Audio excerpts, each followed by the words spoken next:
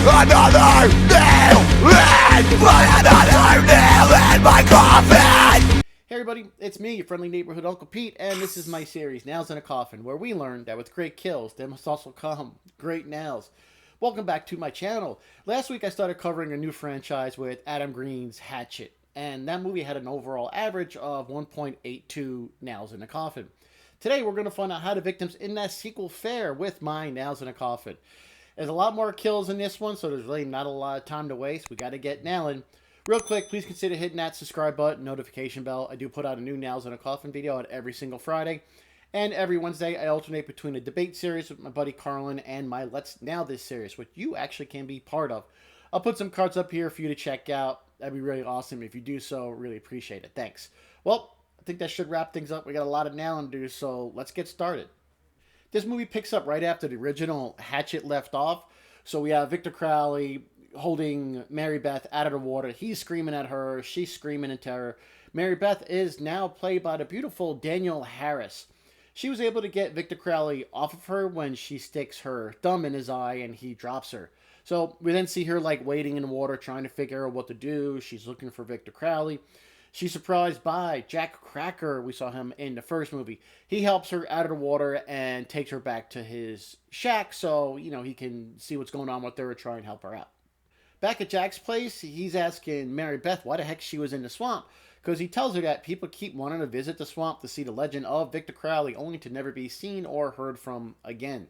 She tells him that she's there to look for her father and brother. So Jack asks her what her name is, and she tells him, hey, it's Mary Beth Dunstan. As soon as Jack hears this, he gets irate, really pissed off, kicks her out of his house, even pulling a gun on her. She doesn't understand. She keeps asking why, saying she doesn't understand. Jack just tells her, hey, go ask Reverend Zombie for answers. After Mary Beth leaves, Jack is looking at the camcorder from the first film. He found it in the swamp. The one from that sleazy director. And we learned how gross that director was. He's disgusting, so I'm kind of glad. No, I am glad that he's dead. So Jack's looking at the footage of the camera, and he hears a noise from outside. And he gets spooked and grabs a shotgun. He's calling out saying he didn't do anything. He didn't know who the girl was. So he keeps scanning around his shack, and when he turns around, there's Victor Crowley, who punches him in the gut and rips out his intestines. This surprisingly doesn't take Jack off his feet. He tries to run away as his intestines are getting pulled out. He falls down to the floor, but Victor Crowley pulls him back via his intestines. And then he wraps those intestines around his neck, twists it, and eventually he does pop off Jack's head. Man, these movies really get right to the brutal kills. Jack, I'm going to give him 1.5 nails in a coffin. I do want to give him credit for running after his guts were torn out. I don't know how he was able to do that. But my thing is, how did he not know Victor Crowley was in his little shack? How did he not hear someone the size of that beast enter his shack? He also had a shotgun. So if you're looking for someone who may be coming to attack you, I would put my back towards a wall so no one could come up behind me. But once Victor Crowley was in his shack, there wasn't much else Jack could have done. I just can't see how he didn't hear someone that size. And I also think he was partially stupid for living that close to Honey Island Swamp when he knew the legend of Victor Crowley. And I'm going to take all that into consideration. There are a bunch of things he could have done better. So I'm going to go down and give him 1.5 nails in a coffin. Mary Beth does go visit Reverend Zombie, and he's played excellently by the legend that is Tony Todd. She tells him what happened in the swamp, that Victor Crowley slaughtered everybody. During a conversation, Mary Beth tells him that her father was Samson Dunstan. Reverend Zombie knew her father, and he's kind of sad to hear that Crowley had killed him. He then tells Mary Beth the origins of Victor Crowley. Thomas Crowley was married to Cheyenne, a woman he loved very much. Well, she got stomach cancer, and she was slowly dying, and the couple had a nurse, Lena, who would help take care of Cheyenne. Thomas wasn't the best guy in the world. He and Lena kind of fell in love, and they actually are making friends with each other while Cheyenne was lying on the couch dying. Once Thomas believes Cheyenne is finally dead, he immediately starts to make out with Lena. But guess what? Shayna wasn't quite dead yet. She puts a curse on Thomas and Lena's offspring, and then she falls down to her death. We later learned that Lena actually died during childbirth, and it was said to be in shock from the look of her deformed son. We have 2 deaths discussed. First, Cheyenne Crowley. Poor woman got stomach cancer and died in horrible, horrible pain. Meanwhile, while her husband was getting it on with the nurse in the next room, She wasn't actually killed by anybody, so I'm not going to give her a nail rating. She didn't do anything stupid. Nothing was her fault. She just got dealt a very, very bad hand in life, and she passed away from cancer. So for Miss Cheyenne, I'm not going to be able to give her a nail rating. Now, Lena, she also wasn't killed. She died in shock after seeing what Victor looked like. She chose to have sex with a married man as his wife was dying on the couch and from cancer in the next room. It wasn't the smartest thing in the world, but I don't think Lena would have had a clue that Cheyenne would put a voodoo curse on her. Technically, also, she wasn't killed, so I'm really not going to be able to give her a nail rating also. Reverend Zombie continues his tale of the legend of Victor Crowley. Victor Crowley comes out at night and searches the swamp looking for his daddy. He tells her how hunters go into the swamp and never return. We see 5 of them quickly get killed by Victor Crowley. One is hatcheted off screen. One gets his head split with the hatchet. The other has his jaw ripped off. The last 2 are fishing. Crowley kills Iceman by cutting his face off. And then the last one is speared through the mouth. These guys were all killed in quick succession, and I'm going to rate them all together. So Gator Hunters number 1 through 5 are all going to get 2 nails in a coffin apiece. All these kills were very fast. None of the men even really stood a chance. Some never even knew what hit them. And I watched this part a few times, and I didn't see anything the group really could have done differently. It was 5 brutal kills where the victims didn't even have a chance or a time to run or even react. So I have no choice but to give them 2 nails in a coffin, which is what I always give someone if they really have no chance of doing anything before they get killed. Reverend Zombie also tells Mary Beth that her father Samson was one of the 3 kids that was tormenting Victor Crowley, tossing firecrackers out at home, resulting in his accidental death. Mary Beth convinces Reverend Zombie to help her go into the swamp so she can get the remains of her father and brother so she can give them a proper burial. She also has revenge in mind, wanting to end the legend of Victor Crowley. He agrees to help her, so he's going to get a posse together with guns to go into the swamp and attempt to rid it of Victor Crowley. However, Candyman wants Mary Beth to bring her uncle along with her to keep her safe. She accepts his request and brings her Uncle Bob, who is played by famed horror director of movies like Fright Night and Child's Play, Tom Holland. Reverend Zombie holds a meeting with a full array of characters, and he offers to pay them to go into the swamp to kill Crowley. There's some good comedy in this film. They're even handing out cookies at the meeting. I mean, if I was going to hand out cookies, I'd go to Superior Oreo cookie over Chips Ahoy. But we do get a cameo from the legend that is Lloyd Kaufman. Let's get to some more kills. So the entire group is now in the swamp hunting for Victor Crowley. 2 of them take a break, and they decide to hunt for some gators. Cletus and Chad are by the shoreline when they hear something behind them. Sounds like a distant moan. So they turn around to see where this sound is coming from. Chad is slowly approaching the woods where it's, completely covered and with his weapon, but Victor Crowley jumps out and tackles him to the ground. Cletus takes off running. Victor Crowley takes his hatchet and he smashes it repeatedly into Chad's mouth, pulverizing his head. Chad was dead no matter what once Victor Crowley got to him, but with these kills, I'm going to be a little bit more critical here, I guess, and I'm going to give Chad 1 nail in the coffin. He had a weapon on him and never brought it up to the ready. He walked towards the creepy noise with his weapon pointed down. I think that was stupid. You had a weapon and you pretty much forgot how to use it or what it was used for. Nails in a Coffin is pretty much about survival instincts, and I don't think this idiot had much of that at all. So watching this kill, to me, I think 1 nail in the coffin seems pretty appropriate. After Cletus saw Chad get attacked, he ran off to his boat, and he's trying to get it started to get the hell away from the swamp. He gets his boat, and he's trying to start it, but it won't start, so he gets to the back of the boat, and he goes to start it manually. After a few pulls, the motor does start up, but there's Victor Crowley, who dragged Cletus into the water with a Wilhelm scream, under the water, and pushes into the boat prop, mutilating Cletus's face. Good old Cletus, I think he earned himself 2.5 nails in a coffin. He ran when he saw Victor Crowley killing Chad. His self-preservation was stronger than trying to help Chad out, but he kind of knew Chad was dead once his face started to get smashed, and as it happens to people who enter Hunting Island Swamp. He got to this boat and got it started as fast as he could. Not his fault that Victor Crowley is not really human. I guess he can show up anywhere at any time, kind of like teleporting Jason, which we saw in Jason Takes Manhattan, which was Kane Hodder's first appearance playing Jason. And he also plays Victor Crowley in this movie, so I guess maybe Kane Hodder has teleporting abilities. Anyway, Cletus at least tried to get away as fast as possible. He didn't waste any time, and I had to give him some credit for that. So he's just going to eke out that extra half a nail with 2.5 nails in a coffin. We're going to move on to Leighton and his ex, Avery. She convinces him to make friends in the swamp. At first, he really doesn't want to, but she does show him her assets, and he agrees. So they're doing a deed in a certain position, and Avery wants Leighton to tell her that he loves her, and eventually he kind of begrudgingly complies. Just then, Victor Crowley shows up and uses his hatchet to take off Leighton's head. At this time, Avery doesn't know, but when the movement stops, she turns around to see what happened. She tries to crawl away, but Victor Crowley hits her somewhere with the hatchet, and then he slams it into her chest, killing her. These two were intertwined when Leighton was killed and then Avery, so I'm going to grade them together. I'm going to give them both 2 nails in a coffin. Leighton didn't even know that he was killed. He was easily distracted since he was mid-coitus. Nothing he did wrong there.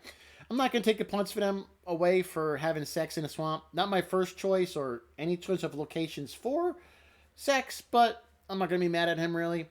Now Avery, she also gets 2 nails for similar reasons. She was distracted, but when she turned and saw what happened to Leighton, she did try and get away. Now, she couldn't get up and run because her pants were down, and then Victor Crowley quickly killed her in a very painful, unsettling way. And nails are given based on how someone responds to a life-threatening situation, and I don't think these two believed their lives were being threatened if they decided to do this. So, and I know there's a joke in there somewhere about getting nailed twice, which I've done before, both the joke and... Anyways, they did the best they could with the situation they were in, and I'm going to give both of them 2 nails in a coffin. Our next 2 deaths also happen at the very same time, but a little bit differently.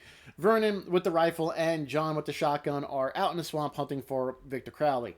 They hear something in front of them, and they kind of get spooked. They hear the sound of a chainsaw, I should say, and it's getting closer. Crowley appears with a comically long chainsaw, and he's walking towards Vernon and John. Both of them open fire, and they hit Victor Crowley a few times, but it has no effect. He walks up to him, takes a chainsaw, places it between their legs, lifting both of them off the ground, killing them, again, in a very, very painful manner. These two are idiots, and they're both going to get 1 nail in the coffin. First, John had a shotgun, and he was firing all his rounds, while Victor Crowley was still, over 10 yards away. Vernon looked like he had a bolt-action rifle with a sight on it, and he never used it. He was just firing blindly. They both were.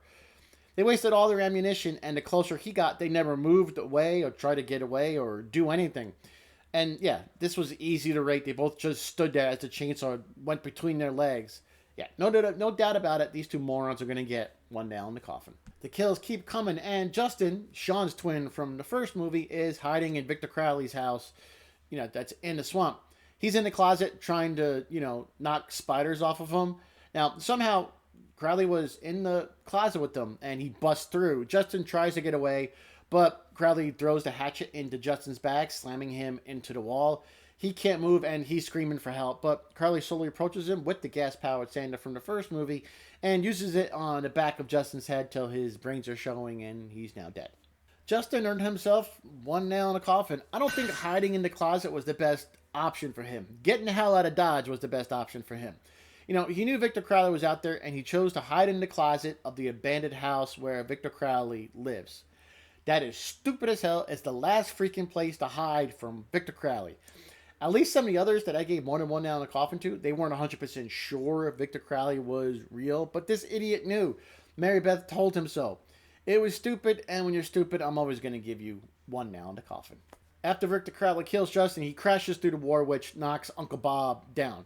Trent takes a shot at Victor Crowley, hitting him, but it really doesn't slow him down. Trent and Crowley then get into a brawl, and they're throwing each other in the walls, pretty much beating the hell out of each other. Trent is actually not doing that bad so far. He's doing the best yet that we've seen somebody try and fight Victor Crowley.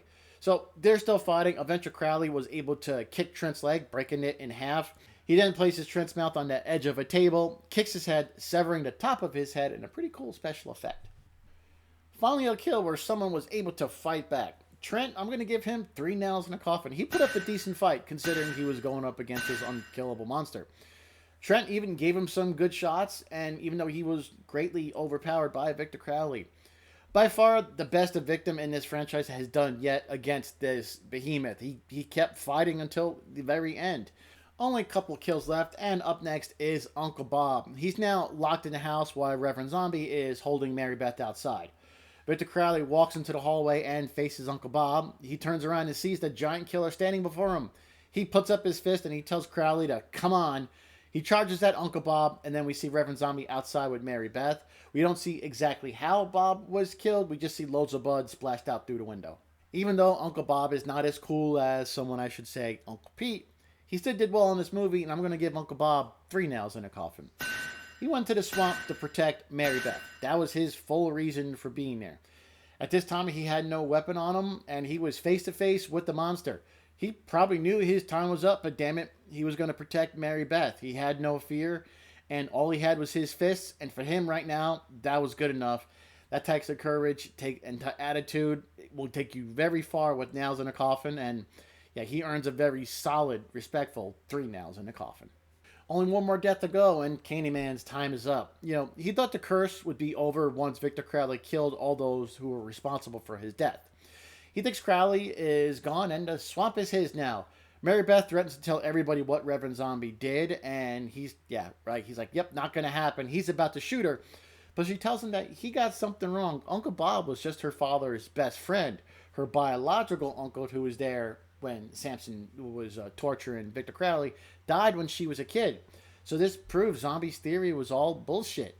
Victor Crowley emerges from the house and he just charges at Reverend Zombie. They clash and they're trying to choke each other. Eventually, Victor Crowley was able to get his hatchet and he starts slamming it into Reverend Zombie's side. Eventually, cut him in half. But he's not dead quite yet. He's down on the ground and he gets stepped on by the monster. Victor Crowley grabs a hold of Zombie's protruding spine and he's yanking it until Reverend Zombie is skinned alive for now. He then just tosses the torso like a bag of trash into some bushes. He's going to get the final nails for this sequel, and Reverend Zombie dies with 1 nail in the coffin. His entire plan was idiotic. He got all those people in the swamp knowing they most likely would be killed just to get Uncle Bob killed by Victor Crowley. And he just assumed this would break the curse, I guess. But then he had the wrong Uncle Bob. He thought he was smartest, but he was really dumb for making these assumptions.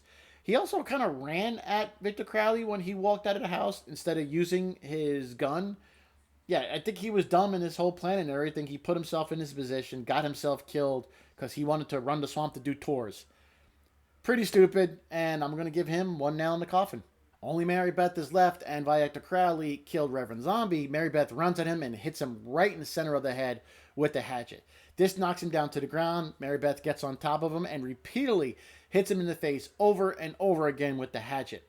She's pulverizing his head till it looks like a smashed pumpkin. She gets up off of him, and then you start to see Victor Crowley's hand twitch. Mary Beth returns with the shotgun, has a few words for Victor Crowley, and blows away what is left of Victor Crowley's head. There we go, ladies and gentlemen. Those are all my Nails in a Coffin for Hatchet 2. Here's a summary of all the nails I've awarded. Here's the average Nails in a Coffin for the first 2 movies in this quadrilogy. Hatchet, you can see, came in with an average of 1.82 nails in a coffin, and Hatchet 2 slightly lower with 1.7 nails in a coffin. Now, the reason I think that is because the sequel had more kills, 15 in Hatchet 2 compared to 8 in Hatchet, with a few more dumb decisions by the posse entering the swamp. These are fun movies. I like the comedy, I like the gore. Just like I said last week, it's a nice throwback to 80s slashers. We'll cover Hatchet 3 next week, and that movie has a very, very high body count. Should be a challenge to nail all those victims. It also should be a lot of fun. If you're still watching, obviously you are, please hit that subscribe button, notification bell, and share this video around social media. Help me grow this channel and get the word out. I'd greatly, greatly appreciate it. Thank you, everybody. That wraps things up. Take care of yourselves. Take care of each other. Stay safe. Be good to each other. I am your friendly neighborhood Uncle Pete, and remember, with great kills, there must also come great nails.